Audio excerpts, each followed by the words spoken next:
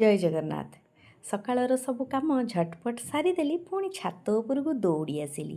ଦେଖିଲି ଗଛ ମୂଳରେ ଏଇ ଯେଉଁ ଛୋଟ ଛୋଟ ବିଲାତି ଗଛ ଉଠିଛି, ତାକୁ ନେଇକି ଗୋଟିଏ ଜାଗାରେ ଲଗେଇବି। ଆଗରୁ ମୁଁ ଭାବୁଥିଲି ଯେ ଏଇ ଗଛ ଗୁଡ଼ିକରେ କିଛି ଫଳ ହେବନି ବୋଲି, କିନ୍ତୁ ମୋ ଧାରଣା ଏକଦମ ଭୁଲ ଥିଲା।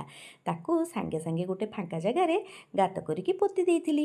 ତାପରେ ଦିଶା ଏପଟେ ତା କାମ ସାରିକି ଲୁଗାପଟା ଶୁଖେଇବାକୁ ଛାତ ଉପରକୁ ଆସିଥିଲା।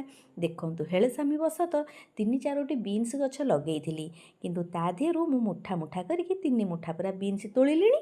ହଁ ଆଜ୍ଞା, ଏଠି ଗୋଲାପ ଗଛ ମୂଳ ପାଖରେ ଗୋଟେ କଖାରୁ ଗଛଟେ ଉଠିଥିଲା, ତାକୁ ମୁଁ ଛାଡ଼ିଥିଲି ଟିକେ ବଡ଼ ହେଲେ ନେବି ବୋଲି। ଆଜି ତାକୁ ଓପାଡ଼ି ଦେଲି ଅନ୍ୟ ଜାଗାରେ ପୋତିବି ବୋଲି। କଖାରୁଠି ମୋର ଲୋଭ ନାହିଁ, ହେଲେ କଖାରୁ ଡଙ୍କଟି ପ୍ରିୟ ମୋହରି।